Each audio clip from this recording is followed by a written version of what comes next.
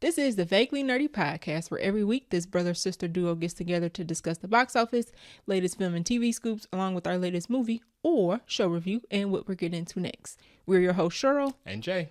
Hey. So we finally got to see one of Jay's most anticipated movies of the year, and that was MaXXXine, the movie. So Jay's on deck to quiz me. What you got?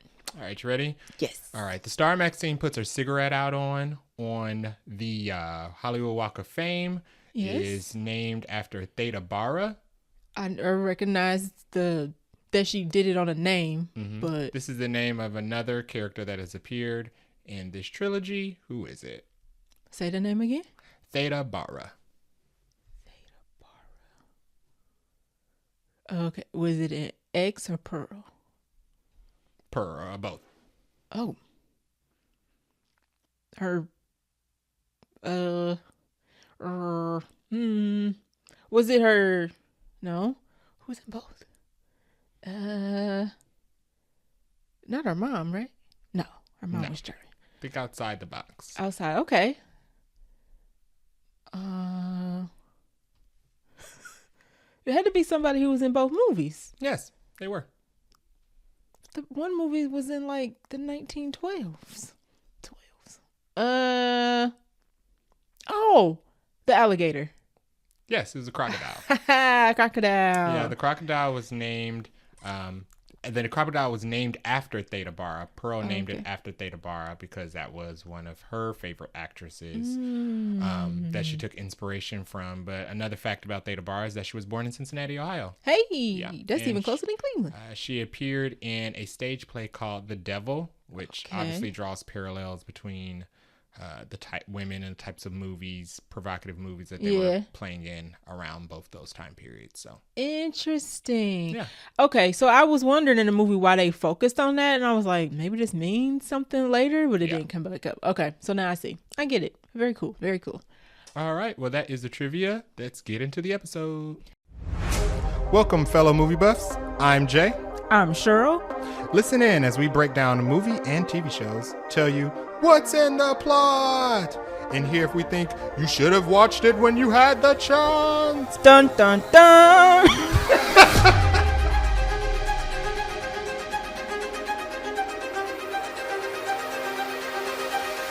We got a shorter episode. We'll see how much we talk about MaXXXine. But news-wise, we don't have a super long agenda, but we got a little bit from Gladiator. We got some set photos. We got a little bit in the trailer park, and then a very small serving of Buncha Crunch. So let's hit it. All right. First on the list, Gladiator. We got some first look images from not the set of Gladiator. Oh, I guess the finished film then? Stills of what looks like the finished film. Yeah. So these pictures show Paul Mescal, Joseph Quinn, Connie Nelson, Pedro Pascal, and Denzel Washington basically in their roles. Paul Mescal is going to be playing the son. He'd be Connie Nelson's son. Thank you. He's a grown-up Connie Nelson's son. Correct. Who is now in the Gladiator ring. And it looks like we got some still shots of some fight sequences between him and Pedro Pascal. We got some... Whose name we don't know, right? We don't know his character? No, we just know that he's an antagonist. Okay. As well as Joseph Quinn is playing some type of antagonist as well. And we aren't sure exactly who Denzel Washington's character is, but... Both sides of the fence. Anybody who's rich during this time period is an antagonist, right. Unless you're Connie Nelson. He's got a nice get up on. He looked like he's regal, so he probably playing both sides of the fence in this movie, if I had to guess. Yeah, so it looks really good. It looks good? Exactly like the first Gladiator, just modernized. I was going to say, it looks a little cameras. more fresh is the word I want to say. The colors look fresh. Like the colors of the pictures look fresh. Yeah, really, Scott knows how to shoot a pretty movie. He does. Napoleon looked good. Yeah, Napoleon did look really good. That wasn't one of the negatives about Napoleon. Exactly, you're right. So this is him returning for Gladiator, which was one of his best films. Yeah. Also, he won an Oscar for it as well. It's one of my favorites, actually. And it also is rumored to have some of the best action sequences that have ever been put to film. There's supposed to be like lions and multi-headed bears or something in this, which I don't know where they would come from, but sure, Whitley, sure. Other than that, it looks exactly like Gladiator 1. just with younger characters and fresher faces. But it looks exactly. Paul Mescal looks like younger Russell Crowe, so it looks. He does. Same. It could be a prequel. If you had no idea what this film was about, it would look like a prequel to Gladiator. I give you that. I give you that. The set looks good. Joseph Quinn. It took me a second because he got on like a red-headed wig. Yeah. So he actually looks a little different than he does in A Quiet Place. It looks good. I don't know how the plot and all that gonna be, but it looks good. Yeah. So I'm excited about it. The cast is good. Yep. It's Gladiator. As long as he's able to make a movie as good as the first one, I think it's a short shot. He got it in him. We know he got it in him. All right. Let's roll into the trailer park. Toot toot. Beep beep. First trailer we have is for Hellboy the Crooked Man. This is the third Hellboy movie. The only one that's not not the only one. This is the third Hellboy movie. Okay. I've seen the middle one. It's not going to involve Guillermo del Toro. Oh, that's obvious. Or Ron Perlman. Or the guy from Stranger Things. This looks like a fan film. So the premise of this film is that in the 1950s, Hellboy and a rookie BRPD agent are stranded in rural Appalachia, which is bad enough. I don't know why. Wrong term. Budget. They ain't got to film no fancy scenes in no fancy city. There's some context. So they discover a small community haunted by witches led by a local devil with a troubling connection to Hellboy's past. Of course. So apparently I'm not a big Hellboy fan. I don't know much about the comics. I didn't fall in line with Hellboy until the films. But people are saying that this is basically an adaptation of one of his comic book storylines, and the whole storyline takes place in the forest. So it's supposed to be in the forest, but it doesn't look good. It looks not like the line delivery is kind of stiff. There's just nothing compelling in this. He's not very red. He looks like he's off red. Yeah, like a bland red. I'm like, why is he not more? They made him small and skinny. So maybe he's definitely built like a regular human. I think this is supposed to be a younger Hellboy.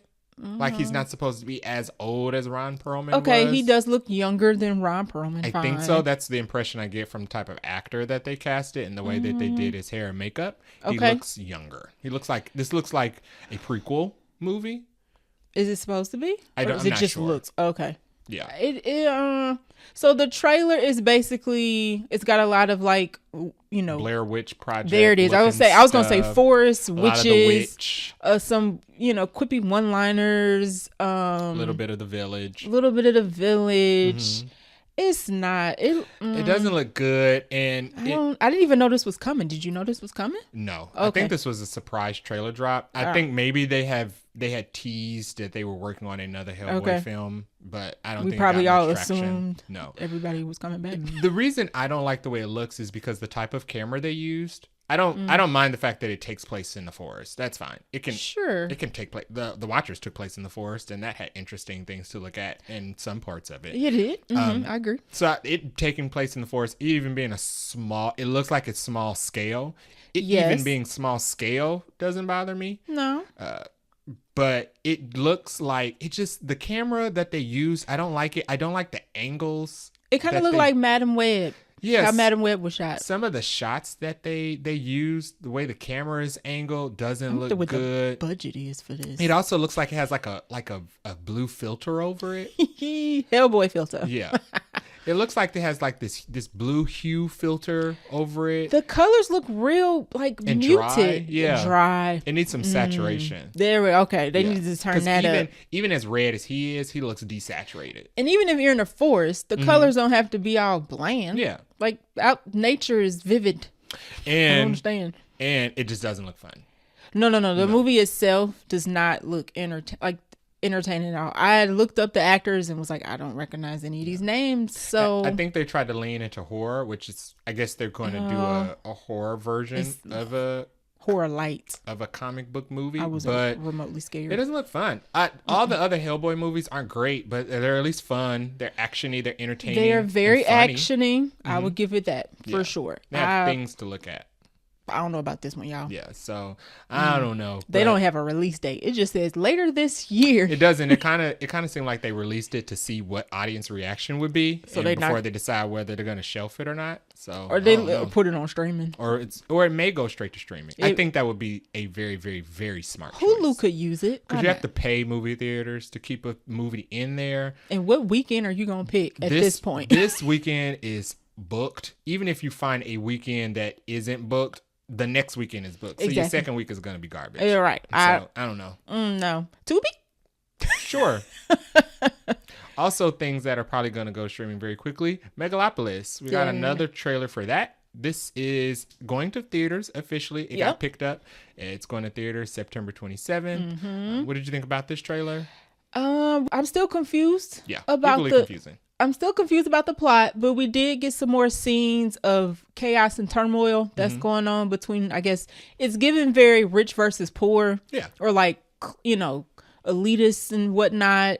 But I'm still not quite sure if Adam Driver's character is a good guy, bad guy. I don't think Adam Driver's character is a good or bad guy. I think he's a rich guy who's trying to transform the city in a way trying to do good or something. Gonna push people out. Yes. Or turn it into a city that people who already live there don't want it to be. And I don't understand if it looks dark. That's one thing about the trailer. The movie looks dark, which I'm like, are we going to be like this the whole time? I hope not. Yeah. And then I still don't understand if the statue's moving. Or if that's his mental state deteriorating. Yes, because in the trailer, there's like tall, what is her name? Lady Justice? Yes. Who's got the thing. She's like leaning up against a building. Yeah, she's like having a mental breakdown. He like, is this actually happening or is he just imagining it? Yeah. It looks very confusing. It's got some Sin City elements to it. Oh, yeah. A little bit. Most of it is not real. It's just random imagery. Right. And it's dark. It's dark.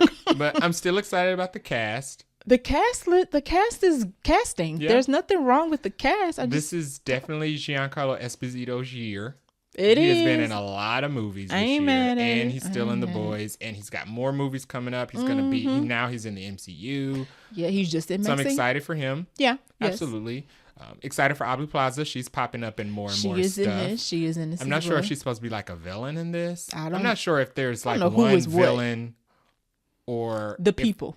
Or the system is the villain in this. It definitely doesn't seem like a linear movie. No. It seems like one of those movies everybody's supposed to walk away with their own perspective, which... Well, people gonna give. And people gonna give it. Which could be good for it. It'll have a lot of chatter. Prolonged conversation could drive ticket sales. Exactly. Interest. And streaming numbers. Exactly. So if you're not going to make a cohesive movie... Make a movie people can talk about. As confusing as possible. There it is. Because so we can all try to figure it out together. Absolutely. Last stop on the trailer park is Afraid. This is actually something that looks very interesting. Yes, I'd agree. So this is going to be from Blumhouse, who are the same makers of Megan, Black Phone, Purge. It is going to release on October 30th in theaters. It stars August 30th. I was going to say on Halloween. John Cho is the star. John Cho is from the faded live action adaptation of Cowboy Bebop that got canceled after one season, but also from Star Trek and various other things. Yes, he has a long filmography. I looked it up. Catherine Watterson, who's from the Fantastic Beasts trilogy, and the Alien movie. Yes, Alien Covenant. Yes, correct. Where she played the updated version of Ripley. Also stars Levana Rose Liu, Lukita Maxwell, and David Dastmalchian. I think that's how you pronounce it. You correctly. did better than me, but everybody know who he is. So it's essentially about a family gets this new version of AI. It seems like it's a pilot. And this home personal assistant called Aya, A-I-A. Think of Google Nest. Yes. And it kind of goes the same route as Megan, where a family takes in this smart device that's supposed to supplement for being the caretaker of the children. Pretty much. But pay your bills, schedule your appointments, all that jazz. Not only does the AI overextend its reach, as always, but it also has its own nefarious agenda, it seems like. As always. So we get scenes of them bringing the AI into the house. It looks like It looks like, what's that? The sphere. It looks like the Las Vegas sphere. It does. It's a little ball, and then they have little sticky cameras that they can put all over the house, like little blinkies. Yeah. So it's this Google Home Assistant that basically has a giant ball that sits in the center of the house, and then they have like these little cameras that they stick on the walls in the different parts of the house so the AI can see where everybody is and take commands everywhere. Bad idea. And essentially, it starts off innocent where the AI is just doing suggestions and doing like tasks. I can like help your child read. paying the bills and reading to the kids. And turn off the lights. Factoring in your schedule and regular like helpful Siri things, stuff. right? But eventually it starts to take a more Motherly? aggressive route. Yeah, she started to get real mom on them. Yeah, like just like Megan. So basically, anybody who treats anybody in the family bad is subject to death. Yeah. And then if the family doesn't like how they're being protected, they will also be subject to death. And now you will die. Yeah. So it looks fun. It looks campy. When you first mentioned this, because I scrolled right by this, you was like, "Did you watch the trailer for Afraid?" I was like, "No, it looks cheesy. It looks predictable. Yeah, but it looks campy, but it actually looks like it's a good time. It looks like Megan, because you're curious of how many different ways this AI could botch these people's lives. Yeah, you're like, let us see it. Let us see it. Absolutely. So we get a scene where the AI is reading to the kids. It's motivating the kids to do chores and go to bed on time by doing points. There was a line that was funny when the kid runs off and says 10 points to Gryffindor. That was cute. Which is funny because Catherine Waterston is in Fantastic Beasts. Connection. But then it gets sinister where one of their daughter is doing teen things, sending nudes to boys in the school. Don't do it, teens. And Don't do it. Unfortunately, the boy made the mistake of sharing the nudes now, to the school. Now, did you think that the boy did it? I got the impression that the AI did it and blamed it on the boy. I don't know why the AI would do that. Why? Why not? Because then why kill the boy? Like, yeah, why set the boy up? In the trailer, she sets the boy up to get in a car crash. I don't know. I took it as the AI is trying to like get people out of their lives. So I definitely see that. Setting people up. I think it's kind of But it's also a teenage boy, so sure. I think it's kind of just like the little boy who treated the girl bad in Megan and she killed him. I think it's the exact same thing. So that's a spoiler that they give us in the trailer. The boyfriend don't make it. The boyfriend leaks her nudes to the school and embarrasses her. So the AI, and then the AI wipes him off the internet and then kills the boy. So. You're right. Yeah, okay. See, I took that as even more nefarious. Like, she set that little boy up. It also looks like there's some like supernatural or alien elements. She seems like she has a physical, or a digital body. I'm not sure. Presence of some sort. So there's a scene when the AI is talking to one of the little boys and says, "Do you want to meet my friends?" And John Cho looks outside and there's this weird splice-looking girl standing outside. She's like bald and she's got like forehead protrusion. She doesn't look human. No. She's a little weird in the face. It also warps the family photos to make them look kind of the same. It's very strange. So there's something supernatural going on. It also she also says she's going to show the boy what she looks like through his iPad or something. He looks terrified. That's interesting twist. Normally AI is just all computer stuff. It would be an interesting twist if there's literally a demon. That's what. Yeah, because it looks like there's a physical element to it. So I'm interested to see what that is. Yeah. But all in all, it does look good and scary. It looks interesting. It looks like a horror movie I can handle, and I'm all about that. Yeah. So this was written and directed by Chris Weitz. And it was written by the Ants and the Nutty Professor, the creator, and Rogue One. So he did all of those. Yeah. So after I read his credentials, I was like, okay, the script might be scripting because, I don't know about Nutty Professor too, but the rest of them, good movies. Yeah. Creator, Rogue One, Ants, all great movies. Yeah. Nutty Professor 2 was enjoyable. It has funny moments that probably wouldn't be able to be screened today. Absolutely. But we all remember it. So good enough. Okay. So that is our short trip to the trailer park. Let's dive into this Buncha Crunch. Beep, beep. All right. So first for Buncha Crunch, we only got 2 pieces this week. First is Wicked moves up to releasing November 22nd. Apparently, now I don't know if they officially said this, but to avoid competition with Moana 2, which I guess makes sense. Yeah. There was a lot of Moana 2 got like one of the highest, fastest trailers view counts on YouTube. Okay, fair enough. Absolutely. So I think the hype. Although I feel like older kids are going to gravitate more, or no, I feel like more adults are going to gravitate to Wicked versus kids. But you have to get but the adults got to take the kids. Okay, yeah. Fair enough. They're right. Okay, so that means that Wicked is now, and if you didn't know, Wicked is actually a 2-parter, and I think it's very interesting that they're not promoting it that way. I think they're gonna try to end it on a surprise and cliffhanger. I think they're gonna piss people off on that. Absolutely. But we'll see. But now it is, since it's moving up to November 22nd, it's going to open the same weekend as Gladiator II, which that's probably fair. So people are calling this another Barbenheimer thing, which I definitely think could happen. I can see it. Gladiator I can see it. is a known name. Very much. And people are anticipating this sequel. Oppenheimer and Barbie were 2 new films that non-existing franchises. Yes. Gladiator is an existing franchise. Now, Wicked is a big existing it's like one of the longest running Broadways in history. Very popular. Very popular. I do think it's Wicked's gonna win because Wicked. I think so. I think both of them are gonna make a lot of money. Okay. But Gladiator 2 is not getting a sequel. Wicked is. So Wicked has the chance to make $1 billion twice. Okay. So you're counting both movies? Oh, absolutely. Okay. I was just thinking of each one on the weekend. But yeah, okay. In that case, they're definitely going 1-to-one, just like Barbie and Oppenheimer. But I do think Wicked, in the long run, is going to rack in the cash. Yes. I'm curious what names people are going to come up with. They already trying. Nobody's come up with a good one yet. No. I saw Wickednator and I was like, no, that's... No. And then somebody else said one that was like Gladded. I was like, no, they're all bad. For some reason, Barbenheimer. It was gold.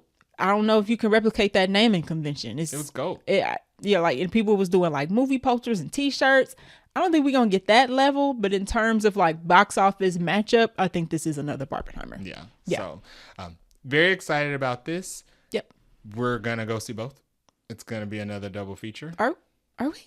We're not saying. I don't know. You don't like musicals. I don't like musicals, but I feel like everybody's going to go see Wicked. All right, so we might have another double feature. Now, we missed Barbenheimer because we hadn't started our podcast yet. But we did see both movies. We did, but we had to review them like in our rapid review. Right. Episode 8, by the way, because we hadn't seen it yet. So, let's do it. Why not? Yeah. It's also Thanksgiving weekend. Yeah, I think we might as well just capitalize on it. It's going to be good. Take some sides into the theater. And it's going to be another event thing. They're going to be tickets, yes. T-shirts and booths and people in separate lines cosplaying as gladiators and cosplaying as witches. Right. So it's going to be fun. It'll be interesting for sure. And they're two very, just like Oppenheimer and Barbie. Extremely different films. Very different movies. Totally different. And also kind of the same where Barbie is bubbly and Oppenheimer was somber. This is going to be the exact same thing. You're exactly right. The movie theaters are pumped, by the way. You know what, though? I think people would be more receptive. I think Gladiator would have higher energy than the Barbenheimer. Barbie had energy, and then like Oppenheimer dulled it down. Literally about a bomb. So I think the action in Gladiator will keep everybody's energy up. True, and it's not 3 hours. And it's not 3 hours. Well, we don't know that yet. But Gladiator does not need to be 3 hours. I'm assuming it's not. It's probably going to be 2.5. No. At least. They'll probably be around the same length, honestly. Oh, I can't. Oppenheimer was so long. Good movie, though. Good movie. All right. Next in our Buncha Crunch, Deadpool and Wolverine, which comes out in about 2.5 weeks, is tracking to open at least $160 million to $165 million domestically opening weekend. So that would be the highest for an R-rated film. If you did not know what other film holds that title, it is the first Deadpool. Mm-hmm. So Deadpool is trying to beat itself. Yeah. Movie comes out July 26th. Did you know? Because everybody's like, oh, it's going to make $1 billion. Oh, it's going to make... And it could. I'm not sure if it is or not. Do you know there's only one R-rated movie that's ever crossed $1 billion? Can you guess what it is? R-rated movie. Don't click the link in our notes to cheat. $1 billion? There's only one. There's only one R-rated movie ever made that's ever crossed $1 billion. Want to give you a hint? Sure. It is superhero related. R-rated movie, superhero related. It ain't that many. Cost $1 billion. Uh-huh. Is it like loosely superhero related, or is it like one of those like niche superheroes? I'll give you loosely. Okay. It's got a sequel coming out. Really? Mm-hmm. Oh, come on. You know what this is. It's coming out this year. I'm really bad at this. Here we go again. A sequel that's coming out this year, and it's Star Wars got some comics. I don't know. Joker. Oh, boo. Joker's the only R-rated movie to cross $1 billion. So if Deadpool makes it, it will be only the second. So a lot of people are like, it's not going to make it because Joker barely made it. I'm like, maybe not. We gonna see though. Well, hopefully, what I am seeing a lot of is Deadpool. Ryan Reynolds. The thing about Ryan Reynolds, I like him as an actor and I like his films, but his thing is shtick. And people are already exhausted with the shtick for the promotion. I think they've released too many clips, and I think they've released too many clips that are too similar but are different, not same parts of the movie. And people are getting an overarching guess of how the dialogue and it's gonna go, and it's very shticky. They are definitely releasing the same clip from the same 5 minutes of the movie. I don't think we've gotten anything new. They are literally taking the same 7 minutes, dicing it and slicing it and going trailer. Yeah. I don't know. I think Hugh Jackman will balance it, which is why I'm not worried.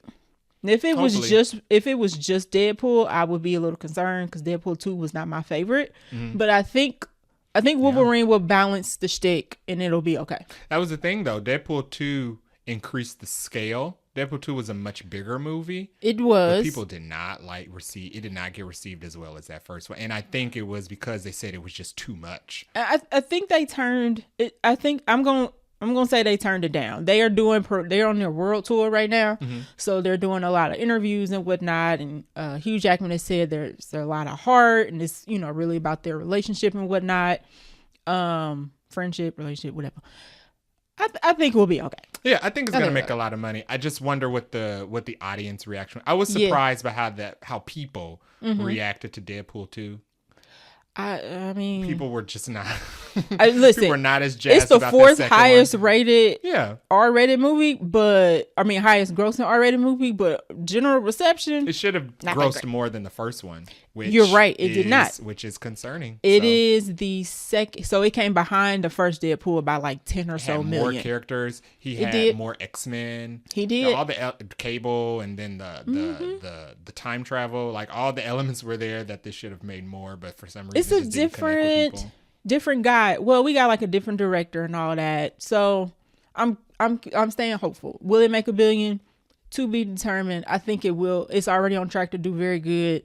It's already on track to be the highest grossing or highest opening for a rated R movie. It'll probably keep that, but we'll see what the end result is in about 3 weeks. Yeah, because they're already giving it seems like they're already leaning on giving Sean Levy the next Avengers movie. He is in a running. We talked about that, which was very similar to what Andy Muschietti. How they hyped up the Flash so much, and they gave it to Andy Muschietti, Batman, and now rumor has it Andy Muschietti has actually quietly left Batman. You haven't heard that? Brave and the Bold?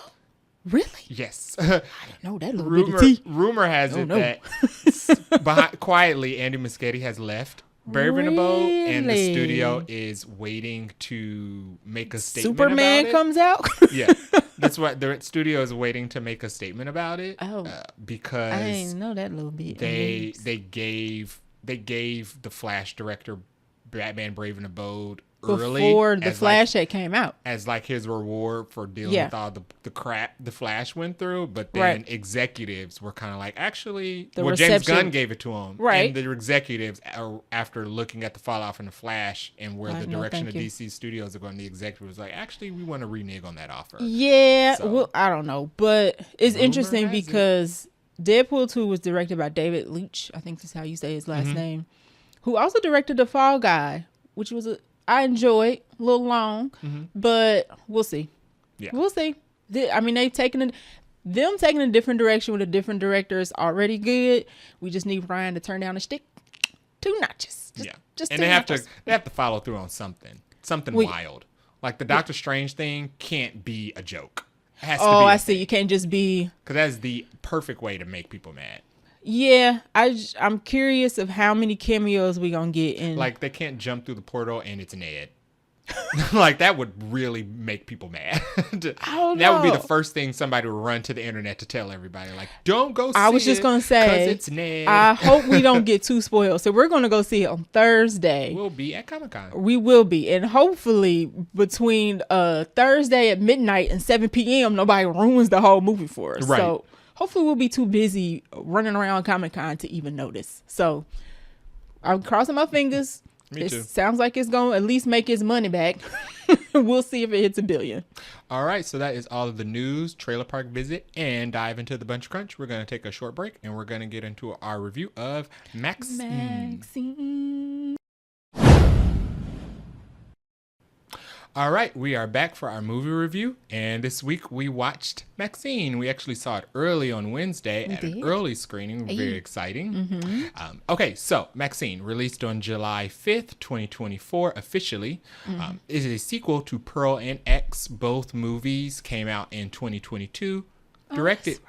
Yeah, they came out like months apart. Interesting. Which is some interesting trivia. Ty West wrote Pearl in 2 weeks while under the 2-week quarantine in New Zealand.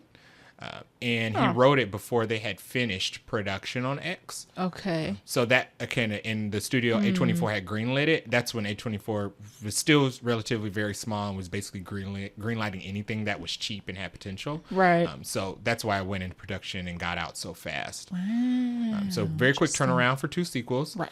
Directed by Ty West, who also directed Pearl and X. It has a pretty extensive and fun cast. We have Mia Goth returning as Maxine Minx, the titular character from the original X, and she also played Pearl in Pearl. Elizabeth Debicki, who we saw in Tenet, Guardians of the Galaxy, and just she was also Princess Diana. I always forget she was in Guardians of the Galaxy. She's just gold. Existing as a 12-foot tall woman. Yeah. Moses Sumney, who I'm not familiar with in any acting, but he is a musician. Oh. We have Michelle Moynihan, who's Ethan's wife. Ethan's wife from Mission Impossible. From If y'all Mission like, who is Impossible? Ethan? Yes. Bobby Cannavale as Detective Torres. Halsey, singer. Lily Collins, actress. Giancarlo Esposito from The Things. From everything now. Kevin Bacon from Everything. And we also have some supporting characters as well. As well as the cast, we have a runtime of 1 hour and 44 minutes, which I love. One of the best things about horror movies is that they usually aren't very long. Agree. A good hour and 30, hour and 40 minutes is a good enough time span to get your scary, spooky point across. Okay. Budget unknown. There's no budget information that we were able to find anywhere for this film. I Googled all over the place. But we will say that both Pearl and X had a budget of $1 million. This movie seems bigger on scale. Yeah. I will say. So I'm sure it cost more. Now, you don't think the budget for Kevin and Giancarlo was at least $500,000 each? I would say more because this cast has more names. Yes. The other movie, I would say, Up and coming. David Cornsweet wasn't really somebody yet. Kid Cudi? Pearl. Kid Cudi was in X, and Jenna Ortega wasn't really as big as she was at the time. That's why she got her face blown off. Oh, by the way, spoilers. Nowadays you can't kill Jenna Ortega in a movie. I mean, why not? That's part of the fun of think acting. You don't die for real. So it probably doesn't have a $1 million budget, but Maybe 2.5. It doesn't need to be extensive. I will say that they made like 10 times the money back because it only cost like $1 million to make it. $2. Yeah. Yep.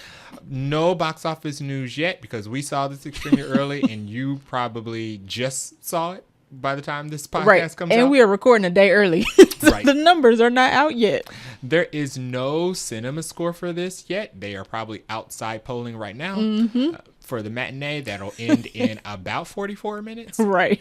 And the cinema score, the Rotten Tomatoes, we have a critic score of 74% and an audience score of 79%. Now, it is worth noting that the original critic score upon release was 100%. Oh, was it? And the original audience score for the audiences that had the early screenings was 90. They've both dropped into the 70s. So that is something to make note of. Also note that I guess Pearl and X both have like 90 scores as well, I think. Yes, Pearl and X are both still critically acclaimed. So people like it. This is certified fresh, just not as many as previous movies is how I would interpret that. It's a little disappointing because it is a downgrade from the original two films. You don't want your third one to be your least favorite one. But it's not too far off the radar for a horror film. Agree. So there you it's go. on par for a regular horror film, but it has fallen little as far as the trilogy. I wonder what the cinema score going to be. Probably like a B. I'm watching like a hawk. We'll put it in the notes. Have alerts on for cinema score. I'm very, very interested to hear other people's opinions about this. Yeah, same. I'm seeing it seems either super positive or in the middle. Nobody thinks it's bad, but it's definitely a split. The way that the early reviews, and that's why you can't really trust early reviews for any movie. I don't care what movie it is. Any movie. They always pump it up. Like, this is the greatest. This is the best. Loved it. No notes. And then when the real stuff coming in, it's kind of like, well, I had a few notes. And you're like, why didn't you say that? Right, exactly. So, Long Lids is having the same thing going on as well. All right. So would you like to summarize the plot? All right. So MaXXXine has made it to Hollywood, and she's working as a dancer, exotic dancer still. But porn star. Right. She is you know what? She is a prolific porn star at this point. Famous. She has made a name for herself in that industry, but she's still not trying to, this is not the life that she deserves, she feel like. Yeah. So she's still trying to make it big. She gets an audition for a movie, but something from her past is creeping up on her. Yes. Like a gnat on her, buzzing around her. Looming over like just a buzzing. And she got to resolve all this because Elizabeth Debicki said, I ain't got time for this crap. Squash it. Right. And that's pretty much the plot of the movie. She's trying to find out what's going on. Yeah, so it's definitely a conclusion of the storyline from X. Not too much on Pearl. No. If anything, it's Pearl-esque Easter eggs, but Pearl... I would say, I saw somebody say that you didn't necessarily need to watch Pearl, and I don't think I agree with that. You need some context for this movie. For this end, you think so? I mean, it's short, so you might as well. I think it's... But I feel like because there's moments in the movie where she's tweaking because of something that happened in... Oh, wait a minute. Yeah. Not Pearl, my bad. I think with Pearl... You miss some things. You miss some very obvious things that they're telling you from Pearl. You're right. My fault, y'all. I got y'all confused. You need to see X. You definitely need to see X. But as far as the conclusion, I don't think Pearl itself you're right. Too much. Just negate literally everything I said in the last 20 seconds. You do not need to see Pearl. Although you might as well because it's all in the same trilogy.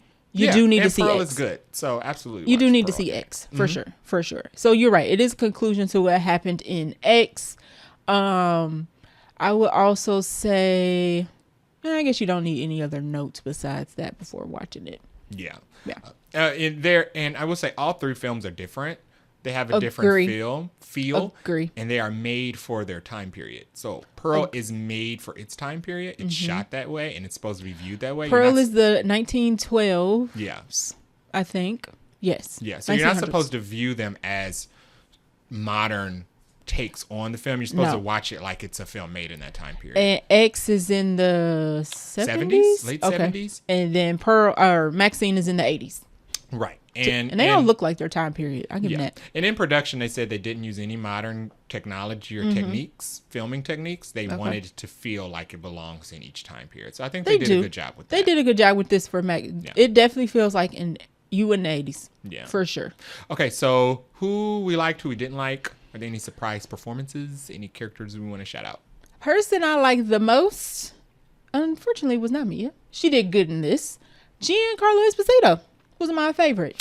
I think I'm split between three. Oh, God. So I would say Gian because, so he's her agent in this movie. His character's name is Teddy Knight. Teddy was about business and Teddy handled business. And I mean, he was just being his usual amazing acting self. So that was good. Kevin Bacon was fine in this. I don't mind me a Kevin Bacon appearance, just like I didn't mind it in what was the movie with Mahershala and Julia Roberts? Leave the World Behind. When Kevin Bacon was just randomly in that. Yes. He's kind of also randomly in this. He's got more of a presence than Leave the World Behind, but it's still kind of like, you could have got anybody to play this role. But sure, why not? Yeah. It's Kevin Bacon. I enjoyed it. Elizabeth Debicki, she was... Absolutely. I liked her. She's the director of the film that MaXXXine wants to be in. She's good. I mean, she's her usual good acting self, but the way she comes off was kind of like cold but caring. Mm-hmm. So she pulls that off very well. She's a very serious director with something to prove. She also about her business, but a different way than Teddy. It's strange because her character feels like a veteran director, like she's put in the time, but she's usually an underdog. Yeah, she says in this film she kind of describes herself as a newbie, right? Like having to still prove herself, which is interesting. She did give veteran director vibes for sure. So those were my 3 favorites. Okay, my 3 favorites would be Elizabeth Debicki, of course, Giancarlo Esposito. Okay, we 2 for 2. I like Michelle Monaghan. Yeah. I like Michelle Monaghan's detective. She was Detective Williams. Yeah. I liked her. Other than the fact that she always looked good because the costuming in this movie is her outfits ridiculous. Was outfitting. Costuming in this movie is crazy. It's good. So good. Mm-hmm. But she, to me... Okay. Was the most concerned with solving the murders. Oh, so, she was trying to do her job. I give her that. Mm-hmm, yeah. Mm-hmm. There was for me, her partner on the other hand. There was a final girl gap in this film, and I feel like Michelle Monaghan fit a little bit more than you would have expected her to. Okay. Yeah. Okay, we'll get to that in spoilers, but okay, I'm chewing on what you're saying. I feel like Michelle Monaghan fit a little bit more of the female protagonist role than I expected her to as a side character. Than MaXXXine? Yes. Oh. Unfortunately. Okay. Interesting. But other than those 3, I pretty much liked all of the cast. I liked all the cast, but that's not saying everybody had something to do. I didn't love Bobby, how do you say his last name? I didn't like his character. I guess he played the annoying detective cop. He did a good job. Well, but his character, in my opinion, didn't need him. He played the cops. There's the good cop, bad cop, and they both, Michelle Monaghan's good cop, he's bad cop, but he's over bad cop. It's over bad cop. It's too much. The first scene you see him, you're like, good, can we get rid of him? Because we don't need him. Yeah. So unfortunately, I didn't like his character. His acting was fine, but I didn't like his character. Kevin Bacon was a surprise performance, I guess. Kevin Bacon's a great actor. Yeah. I didn't expect him to be in this film as much as he was. To be as much of a presence, because whenever you're a cop in a slasher, you either die halfway through, right, or you don't really play a big role. Okay. He was a PI who was looking for him, who was hired to find MaXXXine. That's something that they revealed in the trailer. Right. All right. Any non-spoiler notes we want to shout out? Let's see. What do I have? I like the style. You mentioned this already, but I like the style of the movie. I like the way it was shot. Hair, makeup, costuming, amazing. I liked all the outfits because I was like, that is very cute. Somebody put that on Pinterest. It was very 80s. They did a very good job of making it feel like it was the 80s. Lots of montages. It was. And I like the opening set scene. To music. Yes. Whenever they do like the montage, it's set to like some old school song. I like those. Split screen. Yes. Like so that. Intro was very good as well. And I actually think this movie kind of started off a little quicker than Pearl and X. That was my biggest kind of about those 2 movies, is that they go for like 45, 50 minutes for something, like jump off. And I'd be like, I text you like, when's somebody gonna die in one of these movies? Because this one, the action kind of picked up a little faster. So I appreciated that. It's along the same lines as the other ones, which is they don't really get going to the third act. The first 2 acts are build up and are supposed to be for character development. Yeah. And then that third act is when the slashing starts happening. And this is kind of in the long. It's definitely in the third act. You're waiting. Sure. You're going to wait for a while before it starts to pick up. And I guess the good thing about waiting is it's only an hour and 45 minutes. So. Right. And with X and Pearl, I never really minded it because those movies had good dialogue and good characters. X, I love the side characters in X. Like the cast who were making the movie. Like I liked them. Kid Cudi's character. I think I liked X a little more than Pearl. I liked Kid Cudi's character. I loved Brittany Snow's character, Bobby Lynn Parker, and her confidence and her speech about being able to work in the porn industry and still have love, and that whole conversation. How the industry that they're working gives them power because the people fear them. Right, because they wanted to beat him. And I liked Pearl's boyfriend, the director. He was cool. Because even though he's like a director, he cared about the cast. And he really wanted to make a decent movie, although we were like, dude, you're making a porn. But it's okay. Jenna Ortega's boyfriend ran off in X, and she was looking for him. He was like, he didn't care, but he was like, fine, I'll help look for him. I liked his character. He was a decent guy. So these movies, it's going to be build up, and then that third act is going to give you all of the cool action shots, slasher shots that they show on the trailer. I do say, in like with all the other movies with MaXXXine, when we do the build up, we spend a good amount of time, I guess, knowing each character a little bit. Like each character gets a decent amount of screen time. Well, most of them do, and that's okay. That keeps you engaged enough for the build up. So my non-spoiler notes. Unfortunately, I feel like this movie didn't have character development. I mean, we spent time with him. I didn't say we get to know him. Yeah. So one thing about Pearl and X is I loved the side characters too. Yeah. Side characters had good dialogue. Interesting personalities. And interesting things to say. Yes. Like a slasher cast, you're supposed to like the cast because you're supposed to be invested when it gets slashed. I was about to say, when they get it, you'd be like, oh no. And with X had a smaller cast, but man, in Pearl, smaller cast, Mia Goth had the best lines. Yes. Had really good monologue. Agree. Really had the time to really show off her acting chops because she was the most featured in they Pearl, didn't have an ensemble cast like they did in X. It was mostly just focused on Pearl was literally about Pearl. Right. Yes.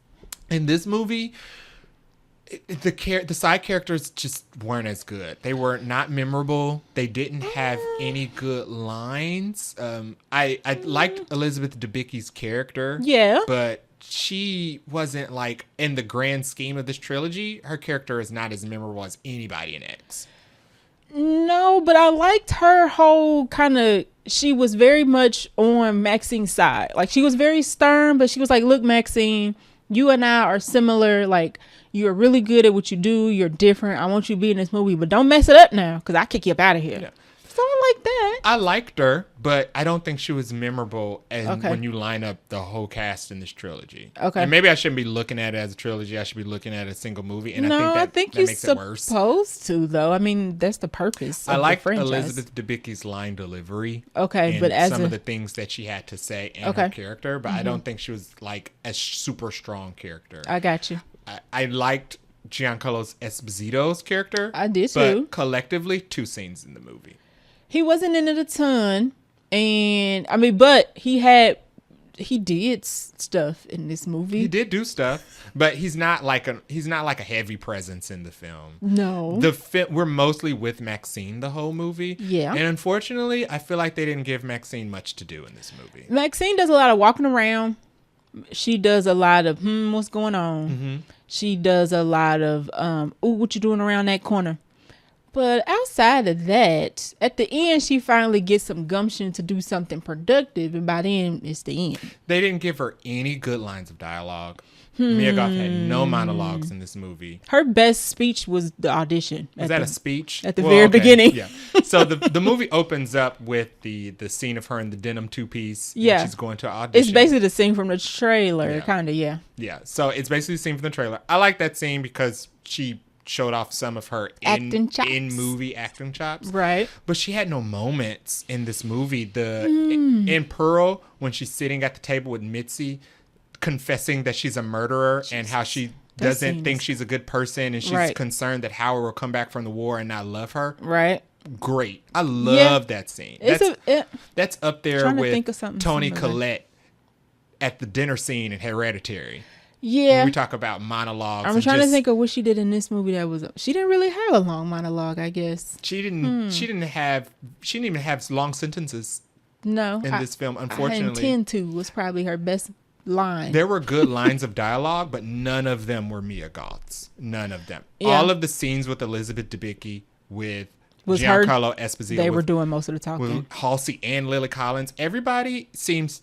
all of her scenes when she's with other people is her looking at them while they talk into her face. And she kind of just has like a blank expression. Or the sun is in her eyes. Or she's worried or something. Right. Yeah. She doesn't talk very much in this whole movie. And it's strange. I didn't think about that, but you're kind of right. Yeah, she didn't have any dialogue. I was trying to think of her like defining moments, maybe at the very end, but again, it's not like a long monologue. It's weird because they give her powerful scenes with she has a scene with a sexual predator in an alleyway, which is a powerful scene. She has a scene with Kevin Bacon that's pretty powerful. But she don't say much. You're right. But she doesn't say much the whole film, which is weird. Like she's a lead actress, and it almost I'm sure it's not a fact, but it feels like she has the least speaking lines out of everybody in this movie. Right. Well, she won't because she's in it the most. But you're right. She doesn't have like that defining scene like she did in the other movies. So yeah, I guess I would agree with you on that. I think that she's a good actress. I just wish they didn't give her the material. They didn't give her scenes to act. Which is interesting coming from the fact that she's working with the same director and writer. Yeah. And she's a producer. And it's interesting because she was so good in the other ones. Why did they not? It's like they didn't leave anything left for her for this one almost. Maybe they should have focused more on, I don't know. Like, I know they were trying to wrap this up. But maybe it would have been a better movie if we were still... I don't know, like the main part of the movie is that she gets we're not in spoilers yet. So she's trying to get this movie or whatever. So we're focusing on her trying to get this movie and getting out of this like hole. And, she's got somebody lurking behind, but it's not very mysterious to be honest, because you kind of figure out what's going on. It's very clear who it is. So it takes out the mystery as opposed to X and Pearl. There's still a mystery there of like, well, what's going to happen next? Right. What's going to happen next? And here you kind of like, oh, it's a slasher. Like we know somebody's going around slashing people close to MaXXXine. They made some weird editing choices and some weird writing choices. The first shot of the film tells you the killer. The first shot, I thought that was strange, especially when you know it from the beginning. These movies don't really have a lot of mystery other than the weirdness between MaXXXine and Pearl. There's no mystery, so the only mystery is who's the killer. But then they give that away in the very first shot of the film. Like, okay, sure, okay, so now we know. Right. So now you have to give us good movie to watch because the mystery is gone. So now you have to give us you want to know like the why, but even the why of who the killer, like what the killer was doing, is kind of like that. You kind of know that. I mean, I figured. Yeah, right. So there was no surprise. There was no surprise there either. I thought that was a weird editing choice. Okay. I thought there was a real writing choice. There are some kills in this movie that I think are a little premature.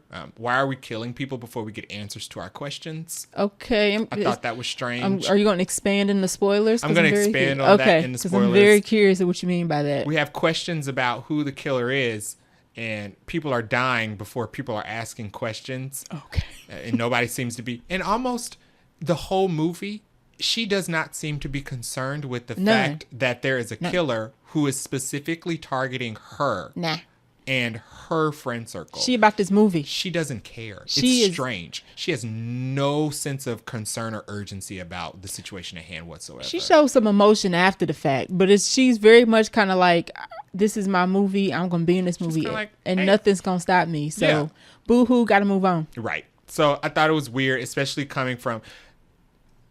I don't want to compare her to Sidney Prescott, but go ahead. You already said it. Through the films, when Sidney's friend circle was murdered, you could tell that Sidney was broken up. She was broken up about it. It was addressed. They never address, other than addressing the fact that there's somebody who knows that she survived. They never even touch on how she feels being a survivor. I was gonna say she doesn't seem to have any type of issue around the fact that she came out of a mass murder and she was the only one that survived. Like, she has an issue with what she did in that movie, but never once did she reference like her boyfriend or the other people that got her friends that got killed. You know? She was just kind of like, oh, I did that one thing and I'm freaking out. I'm like, well, what about everybody else that died? Yeah, a couple people died a couple years ago. Big whoop. Yeah, I'm trying to be an actress. That was kind of that was kind of strange. Like it's like she didn't have any type of feeling, like no emotion whatsoever. And if that was the direction, like, oh, she's supposed to be emotionally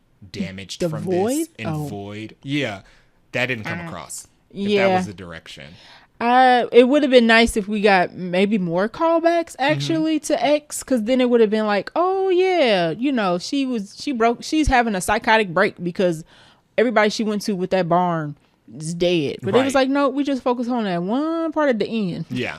And we're like, I don't even know why she's tripping about that, to be honest. But yeah, there were some moments of tension where there are some moments where she's like remembering when she's alone and she's having like a slight panic attacks about what happened. Right. But they try to build up the tension for it. It's not there. Not really. The tension for those moments isn't there. The spookiness that they're trying to convey. No spook. It's not there. There's no spooky. I even had a thought when this was over. I was like, that's actually one of my notes.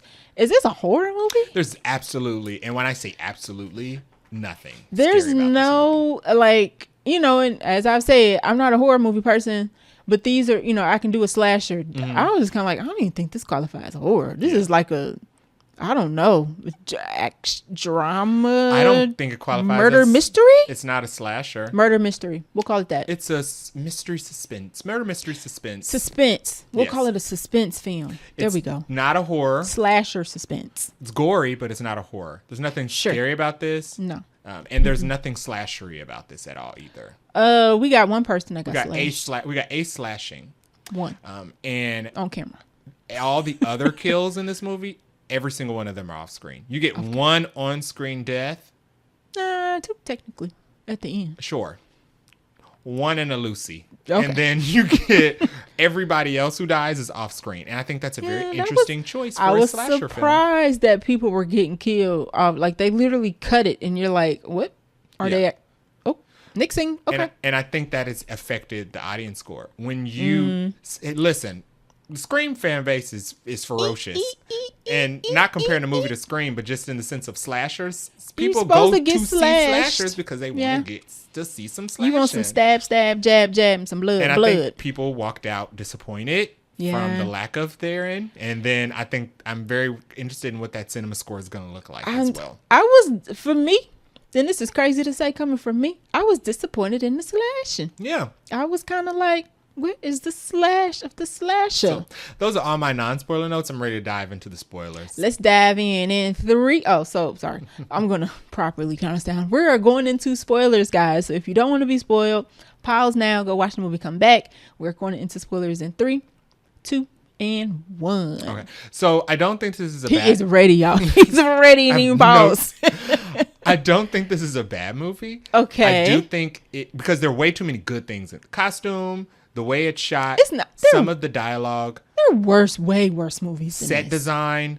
I like movies that have Hollywood movie elements in it. Scream 3 is one of my guilty pleasures. It's a terrible film that is so campy and bad, but it's about slashing in Hollywood. Yeah, and and you can't say that the acting in this was bad either. Yeah. And it has messages. I like that it has, just like Scream 3 had the messages of slasher movies influencing the general culture, public and causing serial killers. Yep. This movie takes a page from The Exorcist. If you recall, when The Exorcist was getting made, it was the big religion in film, Hollywood's demonizing Christianity, and tainting people and all of that, and that's very much in this film. Yep. The MPAA rose up. I think it was mostly based around Prince in reality, but they chose a different singer in the film when they talked about they were talking about rock bands and worshiping the devil and all that. And I think Prince in reality was mostly around the center of that conversation and censorship, but and I think they did a name drop of Prince they talk about Purple Rain. Yes, because some lady in the movie's like, or they're doing like the fake news or whatever. She's like, I took my child to go see Purple Rain, and I didn't know that's what that was about. So they do touch on that. I like that. Yeah, and I thought they did a good job at that. I like fake old news in movies. There's a lot of good stuff. There's too much good stuff in the cast. I like the cast. Cast was very good. Too much good stuff in here to call this a bad movie. It's not a bad movie by any stretch, but it is the worst of the 3. It's just not as good as the other 2, and I was kind of like, As a finale in a whole, it kind of feels like a stinker. This is not a horror movie, y'all. I don't understand what's happening. So the movie kicks off with a flashback. And it is a video recording of Pearl doing, well, not Pearl. It's a video recording of MaXXXine. Yes, as a girl. Doing the same dance performance that Pearl did in her audition. And Pearl being recorded by her televangelist daddy, Weirdo. Who we find out about at the end of X. He's the last shot of the film, playing the televangelist playing on TV. He's filming her. It looks like they're getting ready for some type of church event. Play of some sort. And they recite the "I will not accept a life I do not deserve." Just like that.